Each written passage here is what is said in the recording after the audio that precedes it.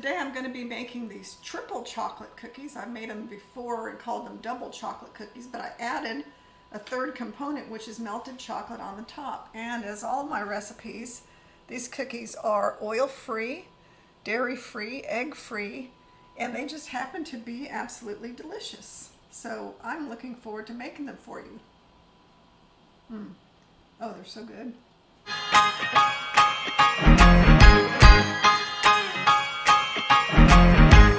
So for the triple chocolate cookies, we're going to start with the wet ingredients, and I'm starting with some date syrup, 1/4 of a cup.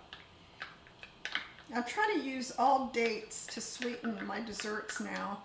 So if you wanted to substitute maple syrup for date syrup, you could do that. And then I have almond butter.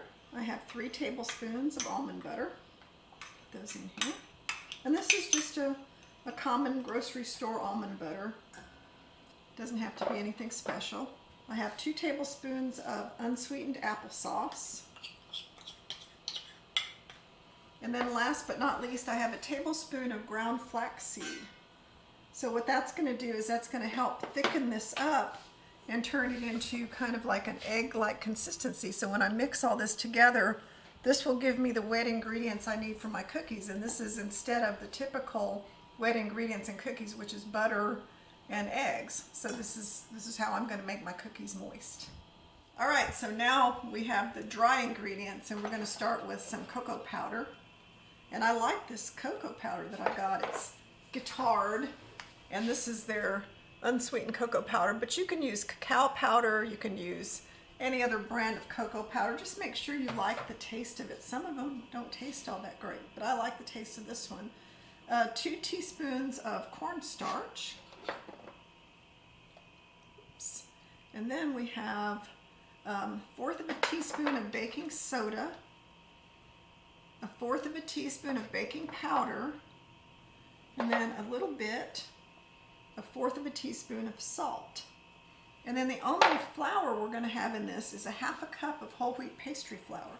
So it doesn't have a lot of flour in it. It's kind of a really chewy and nice cookie. And then after we sift all this together with a whisk, then what I'll do is I'll add it to the wet ingredients, and then last but not least, I'll add the chocolate and the nuts. Okay, so I'm going to get the wet ingredients mixed up well.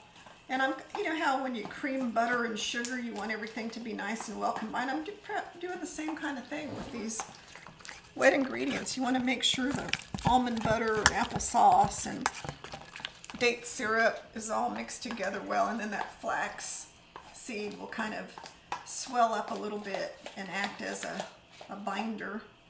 And then for the dry ingredients, I always use a whisk.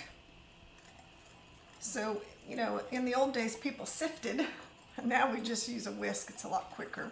And we want to make sure we incorporate the baking powder and the baking soda and the salt, and we don't want to have clumps of those things in our cookies, because if you've ever had that happen, you had a bitter tasting cookie that wasn't very pleasant. But I think that's pretty good. And then I'm just going to toss the dry ingredients into the wet ingredients, and then I'm going to start mixing it together. All right, so I've got everything all mixed together, and it's created a nice solid cookie dough. And I just still need to add the walnuts and the chocolate, and then I'm going to start forming them into cookies and putting them on the baking sheet. Okay, I have my little scoop, and that just helps me get them all about the same size, but I'm going to come back and form them in a little bit tighter balls and smash them down before I bake them. So I'll make as many as I can. I think it makes about 14. So this is not a huge recipe. And if you have any little bits of chocolate, don't worry, you can always incorporate them when you go back and press them down.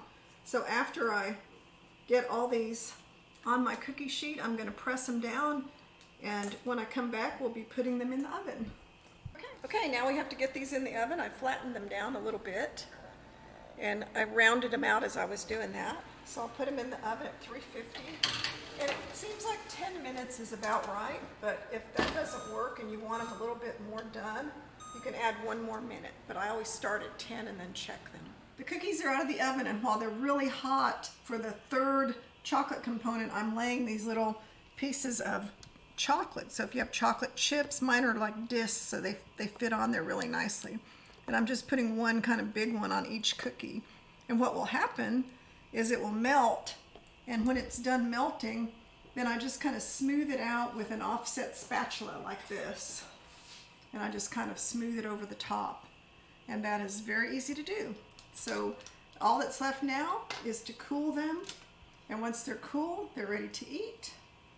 And you'll love them. Trust me. The chocolate is melted. And now I'm just going to spread it lightly over the top on each one. So easy.